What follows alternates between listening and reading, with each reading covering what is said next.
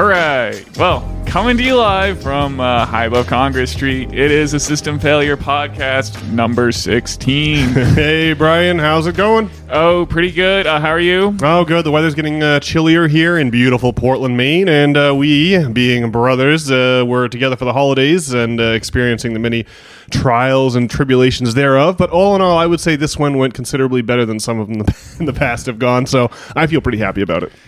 We made it through. Well, I've been thinking about the alchemical journey. Yeah. All right. Well, I thought we had a pretty cracking pod last time, going on and banging on endlessly about the alchemical journey. So I wonder what you've been ruminating on since we turned off the mics last time.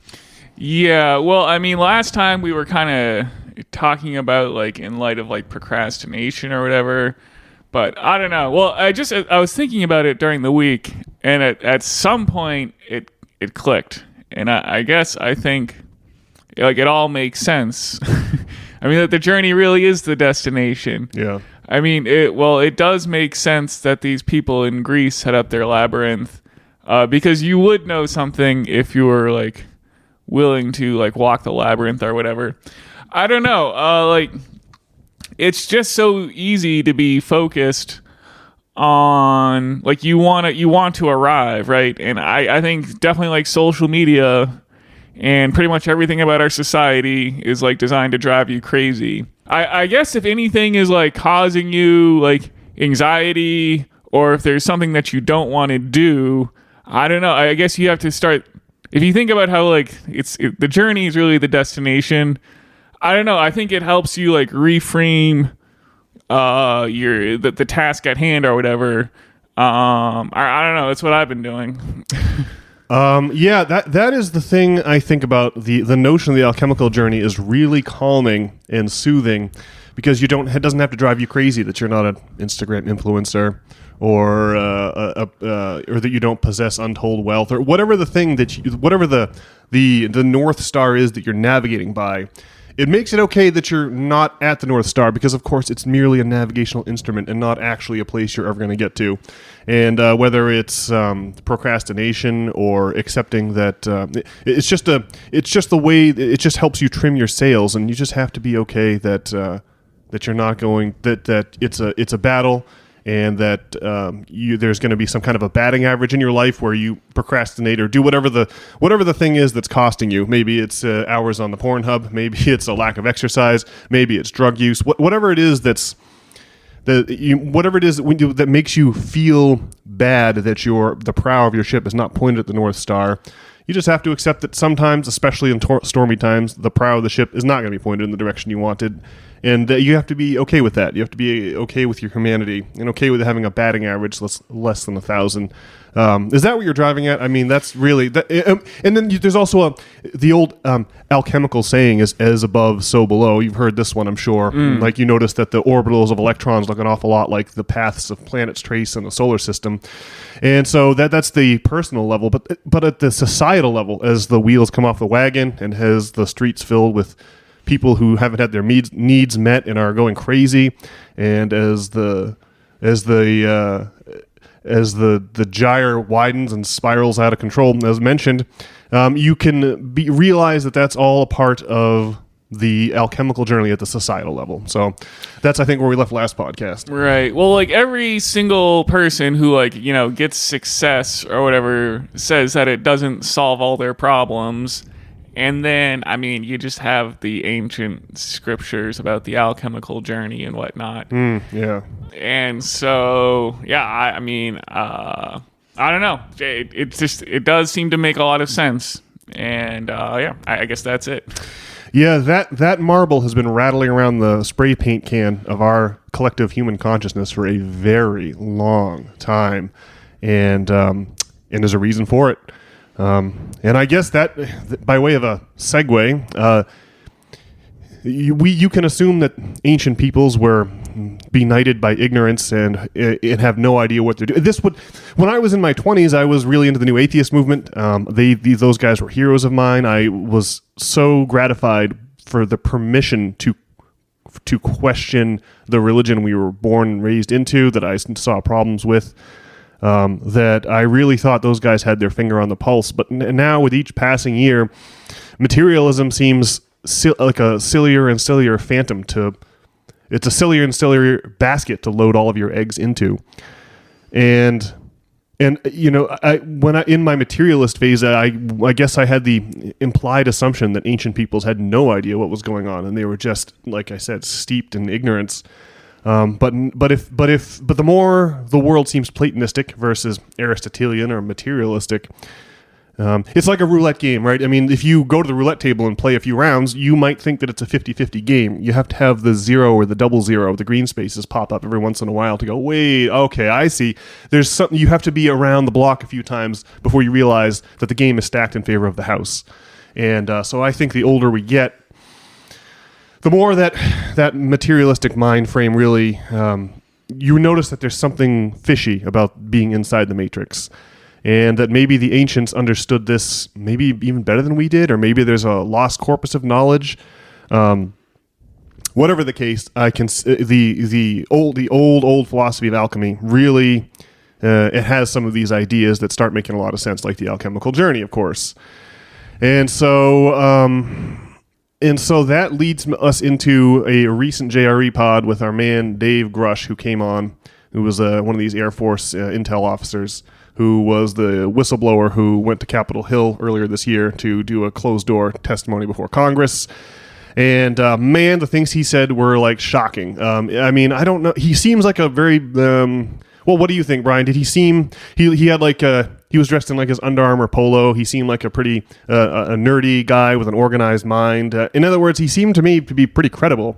But the things he was saying were shocking beyond belief. But what did you think of the credibility of Mr. Grush on the JRE? Well, I mean, as he was saying, you know, I think he said he was on his track to be like, you know, a colonel or some major force in the Air Force.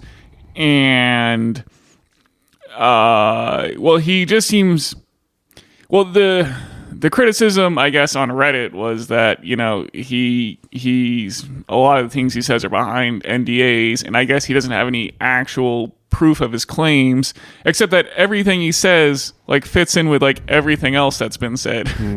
I mean, it fits in with like Bob Lazar, and what he's talking about, like Harry Reid and Chuck Schumer, and obviously Harry Reid's been on the UFO thing. And I mean, I guess if you want to say that the Otherworld report from, was it the New York Times or the New Yorker? I think it's been talked about in both of those. The New York Times had Commander David Fravor and the Tic Tac incident from 2004. And then there was a recent letter from the Office of Naval Intelligence acknowledging the existence of UAPs that came out in 2022, I believe. Are these the things to which you refer?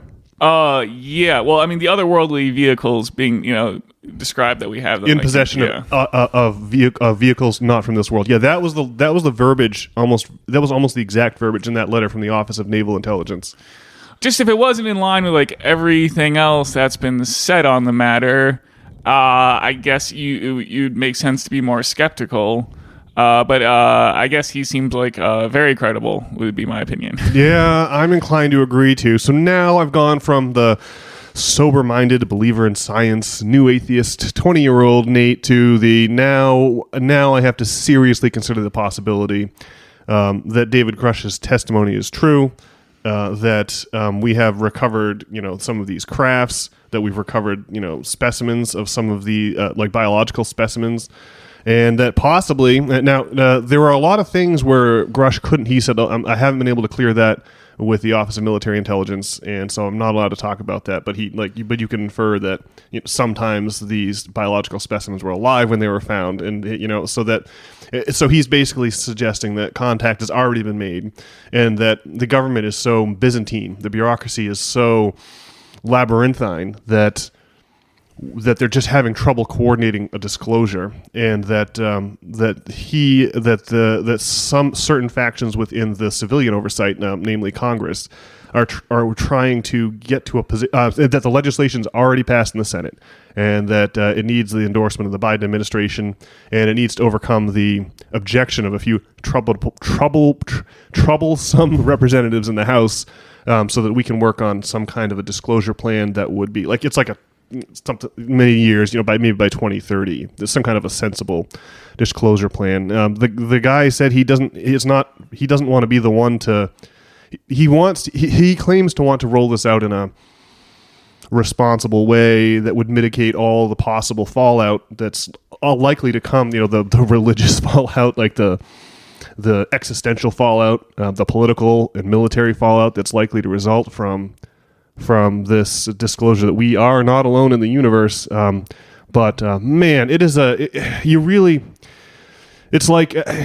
does seem like a lot of these secrets are kept by painting the folks who come to understand them as just crazy lunatics. And so now I have to be a crazy lunatic because of this JRE. It's a most upsetting situation to be in. And so and all this has been brewing for a long time, right? With the David Fravor and the Tic Tac thing is a great example. I mean, these are like sober individuals who are they're not on there to be bullshitting. And so I don't know, unless there's some reason I can't, if this is all a Red Matador's cape to cover something else up, I don't know. But man, it sure seems like with all of the video and all the observed phenomenon, it sure seems like we have to take this seriously. You were going to say? I mean, I think if you're hoping for like a mundane explanation, I mean, you have to put all your marbles in that it's just advanced government technology bucket. But I mean, the problem is that just these sightings. There's obviously like the Roswell incident, and then he was talking about one from 1933. But there's just no way in like 1933. I mean, I think we were just getting off the biplane. I mean, there's just no way. Yeah. But then, of course, these things go back to like it was like the wheels of Ezekiel in the sky he was talking about. There's all kinds of strange. If you look back at religious imagery, there's all kinds of odd-looking things that could very easily be off-world craft. There's also that. And I'm looking it up now. There's that Nuremberg woodcut. Let's see, it was like 1561 celestial phenomenon over Nuremberg. A mass sightings of celestial phenomenon or unidentified flying objects occurred in 1561 above Nuremberg, then a free imperial city of the Holy Roman Empire. And I'm reading just straight from the Wikipedia article, and if you go there, you can see a picture of this woodcut.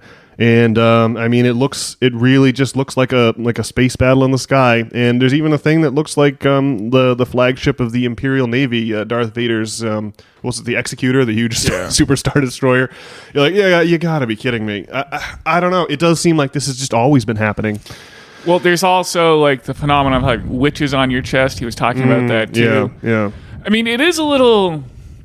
There's a thing about how there's like biological organisms apparently that we have in our possession, which is like harder to wrap my head around. But I mean, but he also got into like, we're giving birth to AI like right now. And so like, obviously, well, it just seems plausible that some higher dimensional being, gave birth to us somehow, and we're doing the exact same thing right now. So it seems like easy to imagine. I don't understand how like biological organisms quite fit in, but I mean, at least what's going on is that we're dealing with like some higher dimensional force or something that's like monitoring us or something.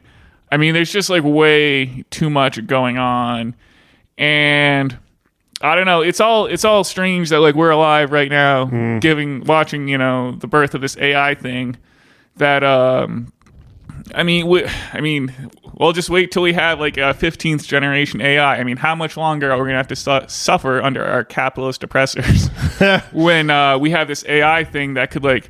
I mean, we're looking for that thing that's going to put us into that Star Trekian utopia that we've talked about in the past, right? And like AI seems like the perfect thing to do that, right? And maybe that's the space from which we should look for the savior to arrive, right? Like the three wise men seeing the star of Bethlehem. And if you take this testimony from David Grush seriously, then everything, and especially with the coming of AI and the lights in the sky, the coming of AI, the beating of the war drums on the Holy Land. I mean, I just have to throw my hands up and just be like, well, let's just say I got no idea what's going on, and leave it at that. And I think we should eventually arrive at a broader discussion of dimensionality, because I think that's the key to understanding what's really going on. But I think first, the way to get, well, that'll be our North Star, just like with our discussion of the alchemical journey to navigate towards. And I think to touch us off on that journey, you should get us into just a brief overview of this recent Patrick Bet David podcast with this man Hecker on, who was... well, I'll let you describe it, but man, I just listened to this podcast like a short time, like a few hours ago, and man, it's another one of these things where I just have to throw up my hands and shake my head. So you turned me on to this podcast. Can you give our valued audience a brief rundown? Well, it was an interesting podcast. I mean, so David Hecker went on there and just, he was claiming that he's like a plumber from Long Island, but he ended up getting involved with Raytheon by doing projects for like rich people in Long Island. Like that's how it started. Raytheon, of course, being the noted defense contractor.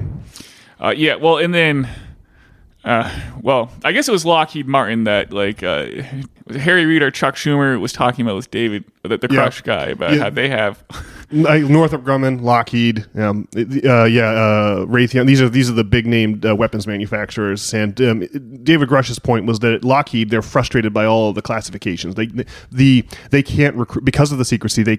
Lockheed can't recruit engineering talent. Because the engineering, and then even when they do get engineering talent, those people can't work with each other because of just layer after layer of classification. So maybe this disclosure would be helpful to Lockheed Martin, but carry on. Raytheon. Yeah. Well, Patrick Bet David, I mean, he was kind of, he was like challenging the guy's claims and whatnot. And he was saying, well, when you hear that you're like a plumber from Long Island and involved with these things, it sounds like you're involved with the mob or the CIA. And the guy's reaction made it sound like, maybe something like that was the case. Well, the mob, we got to pause here because the mob... Okay, so yeah, point number one, PBD has been known to be vociferously hostile towards his guests on that pod with yelling and shouting matches, and he definitely gave some stiff resistance here. Now, whether that's a show or not, I don't know. But then point number two, the mob, right? When you think about the Roman oligarchy who seized power in 508 BC, whose economic dominance eventually gave birth to the empire, and then you have to think about like the Vatican and the Roman Empire, the emperors of Rome becoming the popes, becoming the Roman Church. And then eventually, when you mentioned the 1933 UFO incident, the allegation here is that Pope Pius XII, that American intelligence in Italy had a lot to do with the mob, and that Pope Pius XII also was involved and was back-channeling information to the Roosevelt administration, which is why the 1933 craft eventually ended up here in the USA at an undisclosed classified location. So that's the allegation. So now we're back to David Hecker and PBD. It's Eric Hecker, Eric Hecker, excuse me. I think David Hecker might have been the kicker for the Chargers a couple years ago. Wow. Anyway, so now Hecker's on the PBD. He's getting grilled by the aforementioned.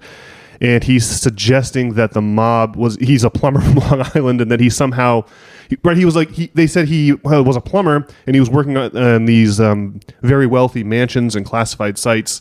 And then eventually they started bringing him in as a getaway driver. He had a souped up Charger or a Camaro, I think he mentioned. So this is where we are. Yeah. Well, ultimately they need like a plumber for like projects in Antarctica. Yeah. And he was saying he found out about directed energy weapons and like weather control and also remote viewing. Yeah. And like he was saying something about how like Biden had threatened like Turkey with an earthquake, and they couldn't find this quote like on air as they were doing the recording. But I mean, well, there just is this thing where on Our Conspiracy, like a number of years ago, there just was this guy who was like predicting earthquakes, and it was like the craziest phenomenon ever. I mean, this was on the peak days of Our Conspiracy, like 2010 or something. And it's just crazy because the nature of Reddit is you could just never go back and find these threads from like 10 or 12 years ago. But if you were there, it happened. Yeah, I do remember that happening, but I also know what you mean. Like it's like Google de-indexes these, or Reddit removes them, or something. They're just impossible to find. Yeah, and so, I guess I don't know what else to say about it other than that it fits in all like exactly with what like David Crush was saying. I mean, he's seeing that they have like just there's this advanced technology and it's all compartmentalized and something is like obviously going on. Like Hitler was famously interested in Antarctica, and he was obviously interested in I don't know, like like things with supernatural powers. I mean, I think it's interesting, like the Ouija board, right? It seems like maybe the most basic way to get in touch, maybe with some kind of fifth dimensional intelligence or something. I mean, I don't know if you ever used a Ouija board successfully. I mean, I did it like a little bit. I asked it some like mundane questions about like what year the house we were just trying to think of something. We asked like what year the house we were in was built, and we had no idea. And it said like 1973. And then, like, we asked someone, it seemed to be right. I mean, I guess I got to. I should be more curious about the Ouija board. I never have tried one. We did buy one a couple of 5-6 years ago. We had a plan to go to the graveyard, and then we got torpedoed by the captain's pot brownies. That never happened. But the idea was that we would go to the graveyard on Halloween. It was a great vintage Ouija board, the exact one made by Milton Bradley in Salem, Massachusetts during the '60s. The exact Ouija board used by the young girl in The Exorcist. It would have been perfect. But yeah, I was still in a somewhat materialistic mindset then, so I just didn't put the emphasis on it that I maybe should have. But so you really think that this thing was giving accurate data somehow by compiling or integrating the intelligence of multiple people with their hand on the planchette? Yeah, I mean, it just gives you, I think, a way to like access your subconscious, basically. And I think with like the mushrooms, that's like exactly what you're doing. I mean, you go through this ego death, and then you're like directly accessing like something completely different. That's like you're in the land of the dead, basically. Yeah.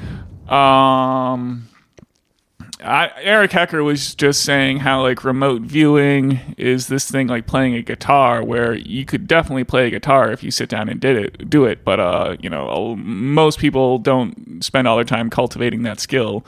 But I mean, David Crush was also talking about the success of remote viewing, and it's just something that, I mean, it's documented, and it's something that, you know, the government does and has investigated. Operation Stargate, I guess, is what the code name for the CIA program is. And there was that George Clooney movie, The Men Who Stare at Goats, which was apparently related to this. And of course, there's that book Chaos, which is all about how CIA didn't want to be left behind in terms of the mind control technology they thought the Soviets were developing in the early and darkest days of the Cold War. So they started using LSD. I mean, this is just all declassified during the Church and Pike Committee hearings of the 70s. So you can go on Wikipedia and you can pull up Operation Midnight Climax and read about how CIA dosed they used prostitutes to dose unsuspecting Johns with LSD and then observe what happened to them behind one-way mirrors in hotel rooms in San Francisco. That gets into the history of Jolly West, and we've talked about this on the pod before, the CIA assassination and the connection with Jack Ruby. Losing his mind after a brief interview with the aforementioned Major West. And so, I don't know, man.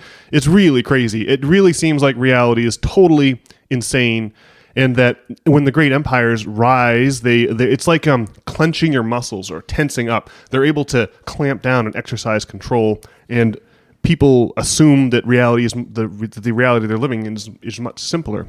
I used to work for a state company. You know, it was a meat company. We would harvest cows and sell the meat, and the cows at the feedlot lived a reality that they couldn't. You know, there was so much more going on than they could possibly fathom. They were being sort of farmed for their value, and T-Mac, the great Terence McKenna, always has that quote about how the 14th century was a very sober century. The Holy Roman Empire had the situation on lock, but then the next century was a crazy superstitious one, and things started getting out of control, and the church responded with the Inquisition and the Counter-Reformation, and it was like we went from being people just believed in the orthodoxy preached by the church. The church's authority was destroyed by the Black Death in 1347, and the rest, of course, is history. And I'm sure something similar happened during the Roman Empire. They were a thoroughgoing modern people until they weren't, and the entire empire was consumed by the cult of Christianity. And it feels like as the sun begins to set on our empire here, the same thing is happening. Like the authorities have totally discredited themselves. And I keep saying that line from The Departed. I guess I got no idea what's going on, and I'll leave it at that. So is that a good... Should we talk about dimensionality then? I mean, this idea of remote viewing and ego death and physical versus temporal coordinates. I mean, I guess that's where we should go. Unless you've got any more commentary on Hecker or Grush on their respective podcasts. No, man, go for it. Okay. So there's this notion in Islam that you don't create graven images. Right? You don't create statues of Mary or Jesus. The way that you express the wonder of God, the divinity of God, is by creating geometric patterns of incredible beauty and wonder. You've heard this maybe before. We grew up in the Baha'i faith, and you would never see a picture or a rendering of the prophet who founded the Baha'i faith in Iran in the 1840s, right? Because just the same idea. You don't create a literal rendering of the prophet or of God like the Catholics always do. Catholics are lousy with statues, right? You instead, and this was something that I think Martin Luther brought up during the Protestant Reformation. The mad monk of Wittenberg himself. You create a beautiful geometric pattern, and in the beauty of that pattern, you can behold the majesty of God. Making sense? Yes. Yeah. Well, that's how I felt about calculus when first I learned about it. When the late Mr. Gunn was our calculus teacher in high school. You remember that guy? He was a great teacher, and he really conveyed the beauty of calculus. Did you ever take calculus with him? I did not, but he was a wizened old man who seemed to know a lot about math. Yeah, the rumor is that they fired him, when he was within a year of getting a pension or something. So I guess his departure from our high school was a scandal, but that's really beside the point. The point is that he was able to enunciate the beauty of calculus in a way that really captured my mind when I was 17 or whenever I sat for his class. And I think that the easiest way to comprehend calculus is that it is the study of rates of rates. So, I mean, obviously, Brian, you will be aware that there's like a relationship between velocity and acceleration, right? Acceleration is a measure of the change of velocity. And the units you would measure velocity in is like miles per hour. And acceleration could be measured in miles per hour, or more usefully, miles per hour per second, right? So it's like how fast are you going at 12 o'clock? How fast is your car going at 12 o'clock? Maybe it's going 10 miles an hour. And now how fast is your car going at 12:01? And maybe it's going 30 miles an hour. And that's a net change of 20 miles per hour. So it's a change in velocity, right? And then there's another layer. You can go right up the ladder. There's another layer. And and this is when you say your Porsche does 0 to 60 in 3 seconds, or you're talking about a change you're talking about a rate of acceleration, and then there are different rates of acceleration. Like the thing that's thrilling about going on a roller coaster is that you accelerate really quickly. The roller coaster has different rates of acceleration during different parts of the ride, and that measurement is, so you've got velocity.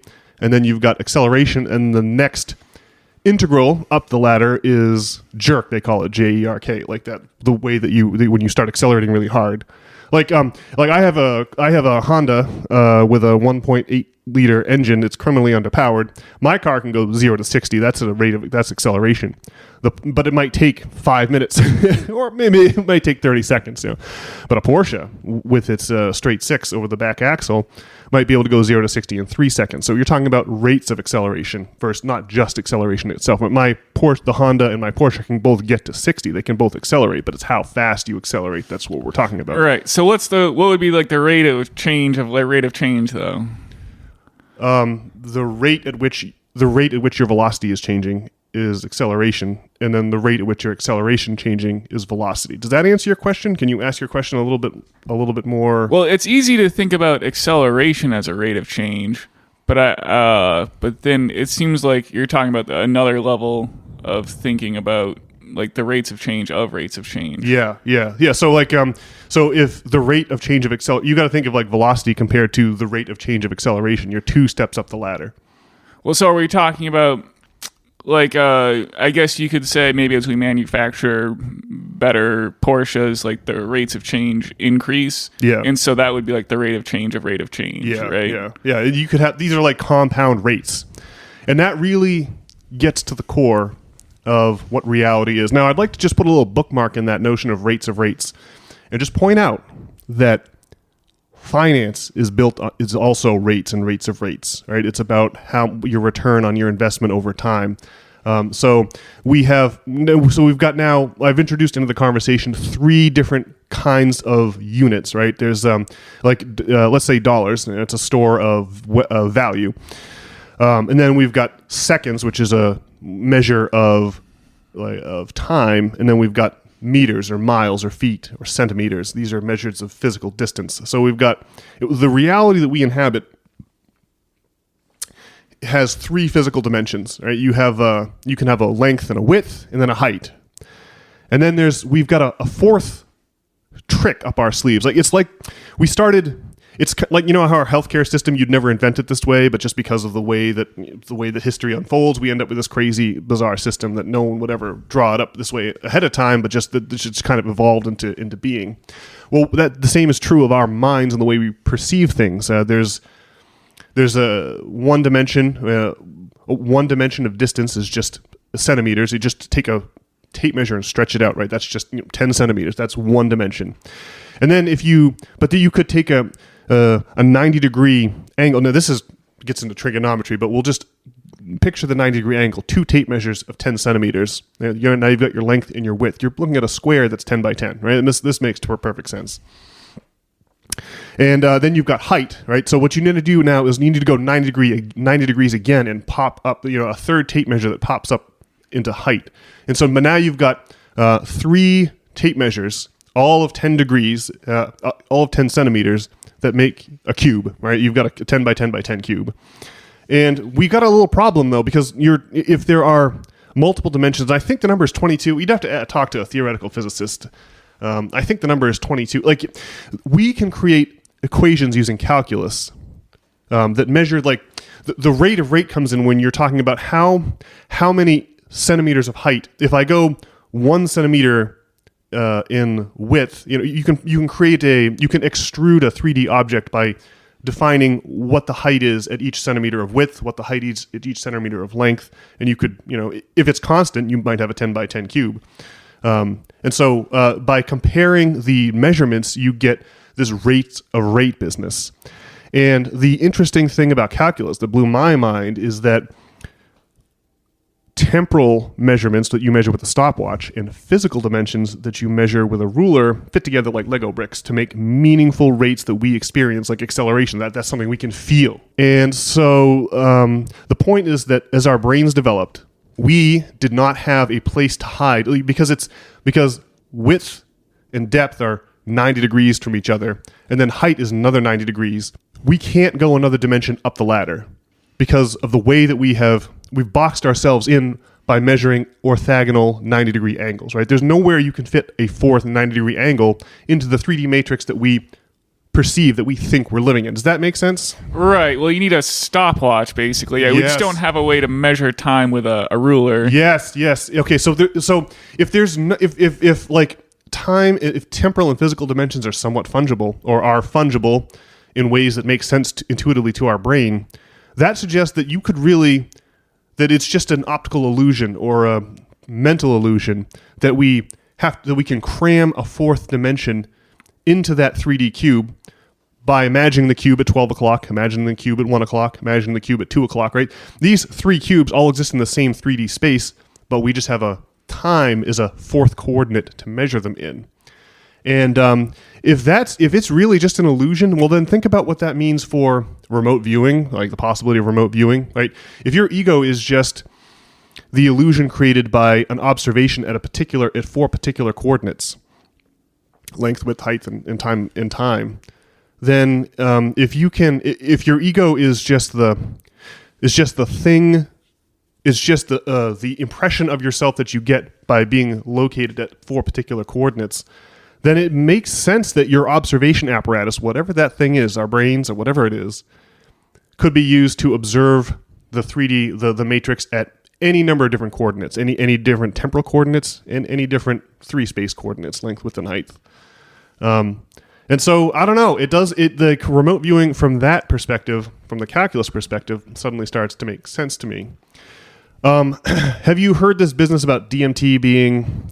This is, I'm sure, just theories people have, but the DMT that's produced endogenously in our brains is the thing that makes us forget the ability to see the entire 4D manifold at once, right? Like if you are an audience member sitting in an audience chamber and listening to Beethoven's Ninth Symphony, you are trapped in the time signature with the rest of the audience. But if you're looking at the sheet music, you can move your eyes to any spot you want or behold the entire symphony in one geometric pattern. Yes, so that makes sense. Yeah, well, I guess my theory about DMT from like observing my dreams and doing mushrooms is that I imagine that DMT is what's the drug that's making this experience feel real. Yes, that's exactly where I'm going. Yeah. Uh-huh. Yeah. Like it's like you go to sleep at night and you're naked and driving the Batmobile and but you don't think that's weird at all. You just buy right into it. Like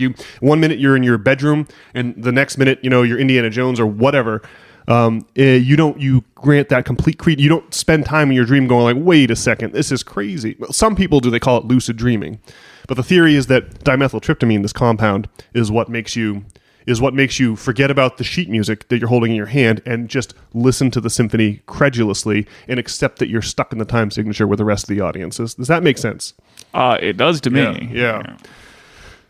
Well, so now we arrive at Platonism, right? Because Plato's famous allegory was that of the cave, where what we're all experiencing is merely a shadow play, and shadows cast on the wall of the cave by objects behind us that we are chained in place and can't turn around and see. And that Plato described philosophy as the means by which we can shake those chains off, climb out of the cave, and emerge blinking into the harsh sunlight, which is, of course, a disturbing experience, kind of like listening to that crazy podcast with Dave Grush, which, of course, is a disturbing experience, but it's an experience that's much closer to the actual true reality of things. And I just think that Plato's allegory of 3D objects creating a 2D puppet show on the wall of the cave is perfect, because you're talking about moving up and down the ladders of dimensionality in just the way that calculus measures. If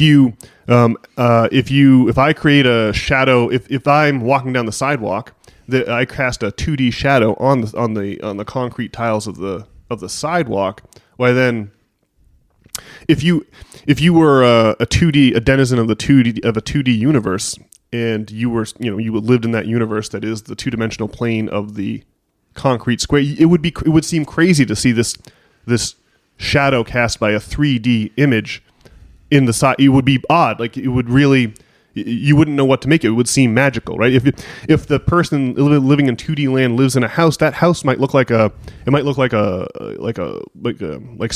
square, like a hollow square on the sidewalk. It's got some walls with a certain thickness, and maybe it has a door, and the 2D person can walk out through the door. But to us, it would look like a top down, blueprint to us. They would see them walk from inside their house out the door and outside. And if you were in the third dimension, you can just, like, the fact that you were in a 3D room, a 3D box, might not block the view of someone with a higher dimensional perspective. So it might be the case that our ancestors and our children are they're hidden just around the corner of time where we can't see them, but yet they might still be accessible. They're just barely not present. They're just hidden by the illusion that hidden by the way our ego perceives the universe. This handy thing that helps us, hunt deer and have sex and portion out resources in a sensible way. Yeah. Well, the allegory of the cave seems like a metaphor for the powerful casting an illusion on the plebes.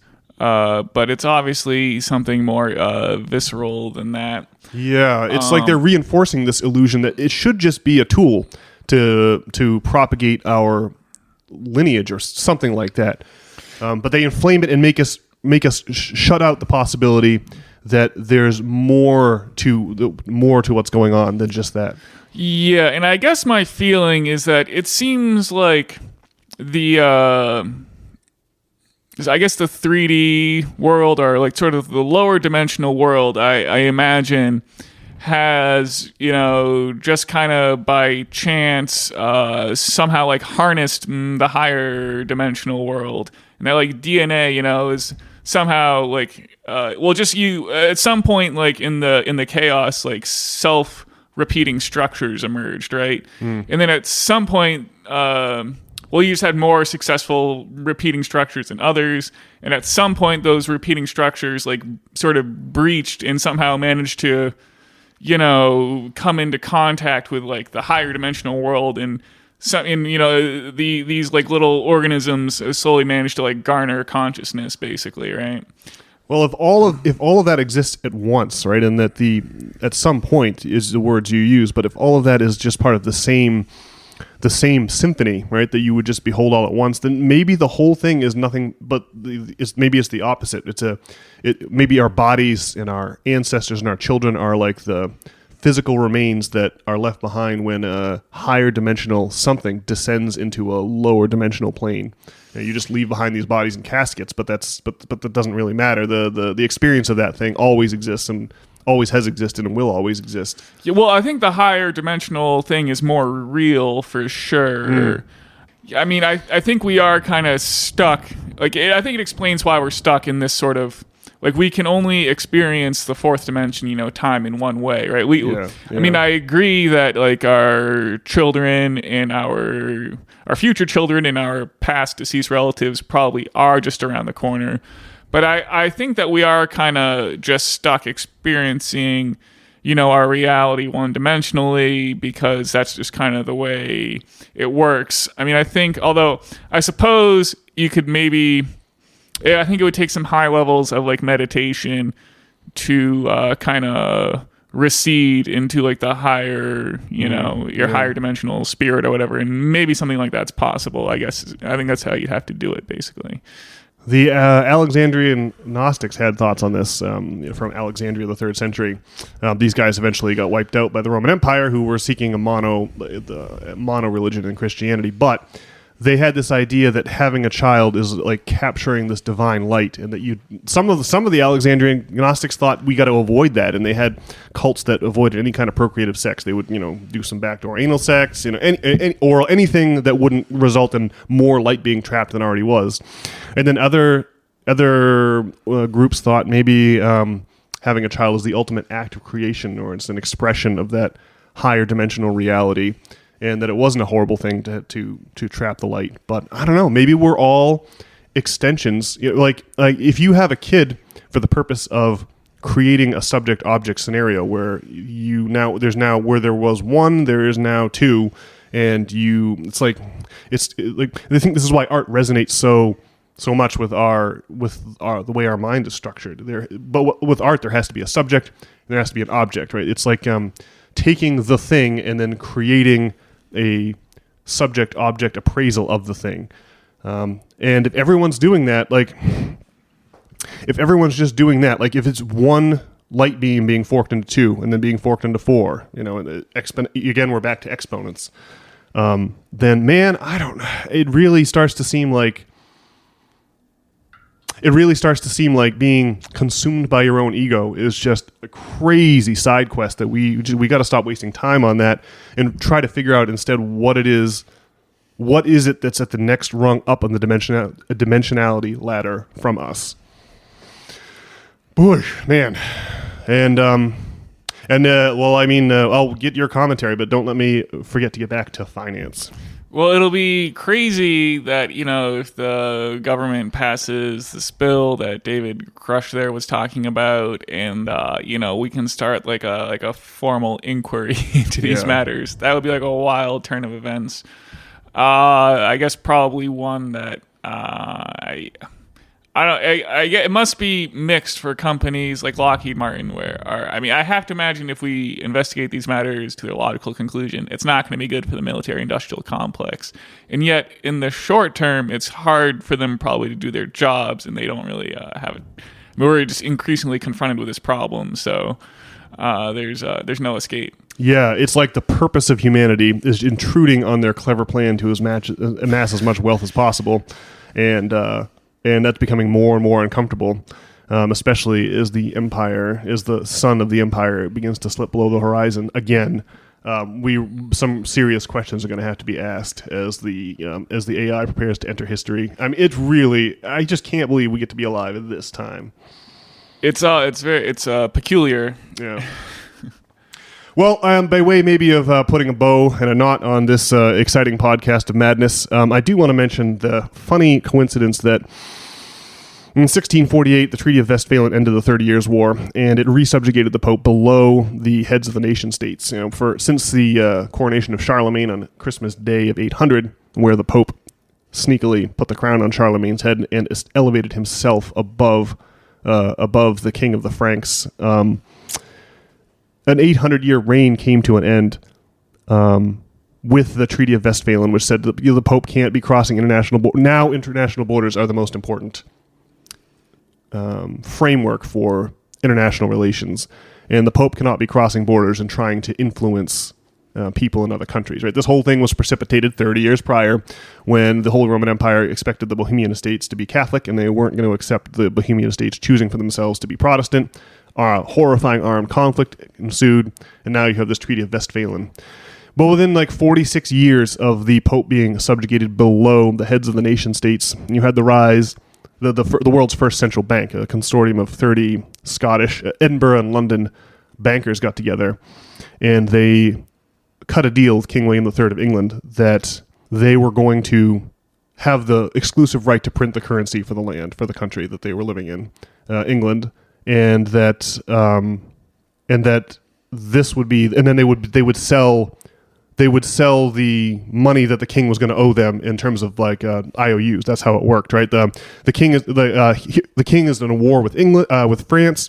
He needs money desperately. The bankers are going to give him the money, and in return, you're going to give us a note that you're going to pay us back so much money every year, and then we are going to turn around and sell the futures on that money to other people, and then those IOUs became the currency of England. There was the first paper currency in history, and it's been one central bank regime after another since then.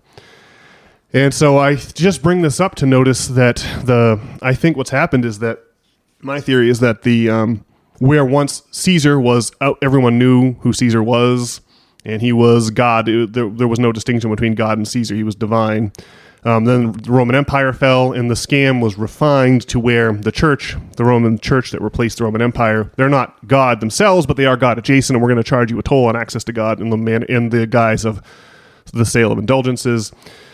But then that scam came to an end with the Treaty of Westphalen, and so now they added another veil of secrecy to who, no one knows who their Caesar is in these day and age anymore. It's impossible. You have to, if you're going to figure out who Caesar is now, you have to run an amortization table and realize that you're going to buy a second house for the banking interests, and that dwarfs any amount you're paying to your municipality and property tax. You have to pay much more tribute to the banks than you do to the local municipality. And that really tells you that another power has been elevated over the ostensible heads of the nation states.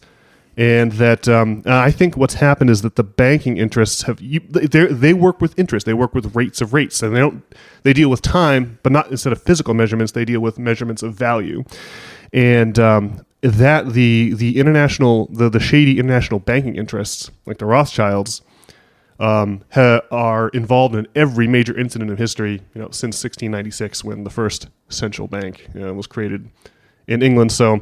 So that's another interesting sidebar on this idea of rates, compound rates. That I think that these people have mastered dimensionality, and they use their understanding of dimensionality to make us to make them masters of us in a way that I think was about to be revealed. I think that's the new, there was the Roman Empire, then the Holy Roman Empire, and the new establishment. I think the new lords are the banking interests, and they try to keep their existence a secret to avoid having the empire collapse again. I think they're going to be revealed in the very short term. I can't believe it didn't already happen in 2008. So anyway, that's my little dialogue on that. What else you got, Brian? I guess that's pretty much it. I guess on the finance, well, there's always been some crazy force, trying to leech the value of the public. Obviously it used to be the church, and yeah, we definitely are a slave to the banking interests.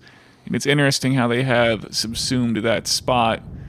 And hopefully, the shining light of truth will be the antiseptic needed to exercise that demon. I mean, I think it's, I guess, worth pointing out, there'll probably always be some force out there that's trying to prey on the weak. There's always this power in being able to shape the narrative and, I guess, define the truth or define what people are thinking about. So, once we exercise the banking demon, I'm sure there'll be some other force. It'll be a crazy brave new world. I can't imagine what it'll be like once AI is actually a thing. Yeah, it's wild stuff. Yeah, imagine apportioning resources according to some kind of benign AI versus apportioning it according to the laws of compound interest, which Albert Einstein, I have to assume, jokingly once said is the most powerful force in the universe. I don't know, but it sure is, man, like I said, it sure is a fascinating time to be alive. Yeesh, give you the willies. Well, growing up, you hear about the civil rights movement and all these crazy wars, and there were these drafts, and I guess it seemed like all the turmoil of the past was over, especially in the 90s, the Berlin Wall had come down, and, you've got Pink Floyd making songs about communication with Stephen Hawking and stuff, and it seemed like, we were just about to approach, the Star Trekian utopia. But obviously, it seems like there's a lot of turmoil in the future, and, I mean, the AI is truly a crazy business. And I think we're just going to get hit over the head with it nonstop. I mean, just where are we going to be 20 years from now, right? I think you'd have to imagine that a lot is about to go down. Well, at this juncture, I feel I should express my regret that our last podcast went off with nary a Pink Floyd reference, so I'm quite pleased that we've rectified that wrong. Oh, yeah. And I will agree with your assessment. I do think the forces that use the mysteries of dimensionality to glorify their own ego, well, let's tie it into the alchemical journey. They have to almost win, right? Just because of the way that our brain is structured, right? It's like the Emperor has to almost win at the end of Return of the Jedi before the plucky Rebel Alliance can pull it out. And I think we are right there where it's darkest before the dawn. Yeah, and I guess, thinking about the journey rather than the destination, I think is probably the key to keeping the anxiety to a minimum. It's the only way to avoid madness, right? Right. Yeah, I'm sure that is what we have to keep in mind. And so, a nice tour of the Bulbly Gardens out behind Palazzo Pitti in Florence is a good reminder that you have to go through the journey. There is the shortcut is a false hope, is a false possibility, and we got to be okay with that journey. All right, I think that wraps it up, eh? I think so. Well, I'll remind our venerable audience once again, please send us an email at knopp, at substack.com, and point out where we've lost our minds, because I don't want to have to be the crazy alien dude that explained to all my buddies that, the aliens, we definitely have. So, yeah, send us a note, let us know we're wrong, and I have a Substack essay coming out in a couple of weeks on the alchemical journey, and then the one after that is going to be on calculus and dimensionality, so hope to see you all online. We'll see you.